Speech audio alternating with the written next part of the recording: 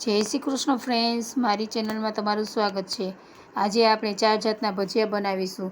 Friends, વરસાદમાં બધાને ભજીયા ખાવાની તો ખૂબ જ મજા આવે છે।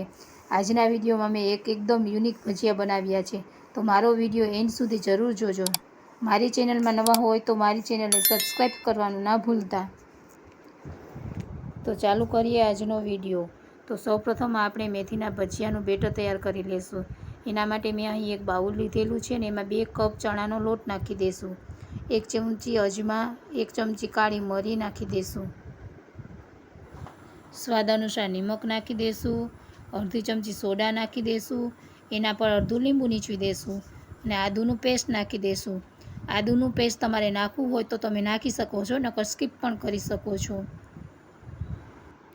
અને મરચાંના ટુકડા નાખી દઈશું। હવે આપણે એમાં થોડા ધાણા અને થોડીક મેથી નાખી દઈશું અને સરખી રીતે મિક્સ કરી લઈશું અને થોડું પાણી નાખીને બેટર તૈયાર કરી લઈશું। ફ્રેન્ડ્સ, હવે આપણે આ રીતનું બેટર તૈયાર કરી લેવાનું છે, તમે જોઈ શકો છો। હવે આપણે મરચાંના પટ્ટી ભજીયાનું બેટર તૈયાર કરી લઈશું। એના માટે આપણે 1 કપ ચણાનો લોટ લઈશું, તેમાં સ્વાદ અનુસાર નિમક નાખી દઈશું અને પાણી નાખીને આ રીતનું પતલું બેટર તૈયાર કરી લઈશું। અને ફ્રેન્ડ્સ, આમાં સોડા નાખવાનો નથી।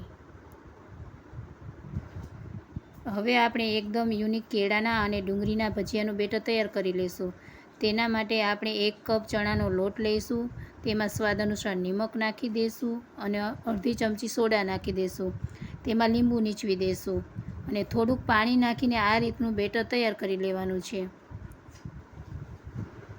હવે આપણે ભજીયાને ફ્રાય કરી લઈશું અને આપણું તેલ ગરમ થઈ ગયું છે અને સૌપ્રથમ આપણે મેથીના ભજીયાને ફ્રાય કરી લઈશું। હવે આપણે તેલમાં આ રીતના ભજીયાને પાડતા જશું અને તમે જોઈ શકો છો કે આપણા મેથીના ભજીયા ફૂલાઈને તેલની ઉપર આવી ગયા છે। આ રીતના ભજીયાને બંને બાજુ ફેરવતા જશું અને ફ્રેન્ડ્સ, તમે જોઈ શકો છો આપણા ભજીયા ફ્રાય થઈ તૈયાર થઈ ગયા છે। હવે આપણે મરચાંના પટ્ટી ભજીયા બનાવી લઈશું અને એના માટે આપણે મરચાંને આ રીતના કટ કરી તેમાં મીઠું નાખી દઈશું અને લીંબુ નીચવી બધું મિક્સ કરી લઈશું। અને હવે આપણે આ મરચાંને પટ્ટી ભજીયાનું બેટર તૈયાર કર્યું હતું તેમાં આ રીતના નાખી તેલમાં પાડતા જશું અને ફ્રેન્ડ્સ, આપણે આ રીતના મરચાંના પટ્ટી ભજીયાને તળતા જશું। આપણે મરચાંના પટ્ટી ભજીયાને ક્રિસ્પી જ રાખવાના છે, તેનાથી આ ભજીયાને ખાવાની ખૂબ જ મજા આવે। અને ફ્રેન્ડ્સ, તમે જોઈ શકો છો આ આપણા પટ્ટી ભજીયા ફ્રાય થઈને તૈયાર થઈ ગયા છે। હવે આપણે એકદમ યુનિક કેળાના ભજીયા બનાવીશું। એના માટે આપણે કેળાને બેટરમાં નાખી આ રીતના તેલમાં પાડતા જશું અને ભજીયાને તેલની ઉપર આવી જાય એટલે બંને બાજુ ફેરવતા જશું અને આ આપણા એકદમ યુનિક કેળાના ભજીયા ફ્રાય થઈ તૈયાર થઈ ગયા છે।